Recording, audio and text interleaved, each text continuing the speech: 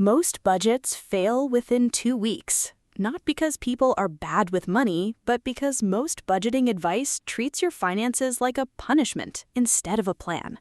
A budget that works isn't about tracking every coffee or feeling guilty about spending.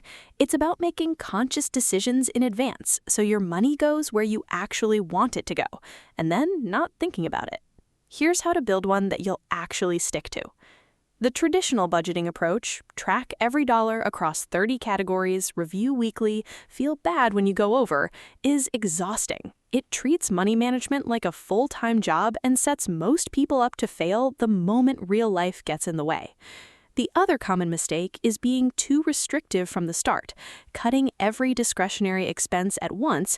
No restaurants, no streaming, no fun, works for about 2 weeks before resentment takes over and the whole thing collapses. A good budget doesn't eliminate spending, it prioritizes it. You decide in advance what matters to you, make sure those things are funded, and stop feeling guilty about the rest. The most effective budgeting system for most Canadians is called Pay Yourself First, and it works by flipping the traditional order of operations. Most people earn money, spend money throughout the month, and save whatever is left over.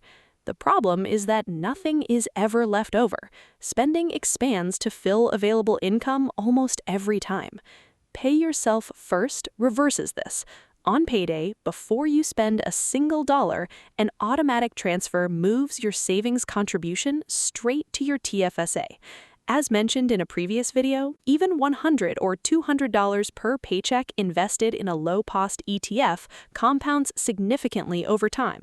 The savings happen first, automatically, and you live on what remains. This system works because it removes the decision entirely. You never see the money sitting in your checking account waiting to be spent. It's gone to your future self before your present self can intervene. Set up the automatic transfer the day you get paid, or ideally 1 day after payday so the money clears. Then build your spending plan around what's left. Once your savings are automated, you need a simple framework for the rest of your money. Here's one that works without requiring you to track every transaction. Start with your after-tax take-home pay, your net paycheck. Subtract your automated savings transfer first. What's left is your spending money for the period. Divide that spending money into 2 buckets. Fixed expenses are things that are the same every month and non-negotiable. Rent or mortgage, utilities, insurance, subscriptions, minimum debt payments. Add these up. This number should be stable and predictable. Variable spending is everything else. Groceries, restaurants, transit, entertainment, clothing, personal care. This is where most people overspend without realizing it, not on any single category, but across all of them together.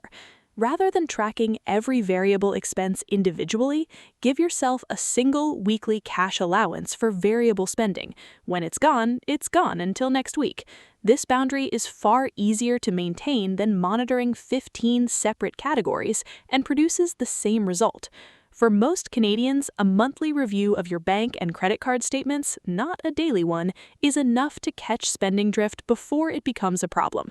10 minutes at the end of each month, not an hour every Sunday. Here's your action plan. This week, set up 1 automatic transfer from your checking account to your TFSA on payday, even $50. The amount matters less than the habit. Then add up your fixed monthly expenses so you know exactly what's non-negotiable. Everything left over is yours to spend without guilt.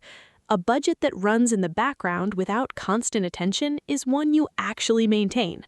Automate the important stuff, keep the framework simple, and give yourself permission to spend the rest without tracking every dollar.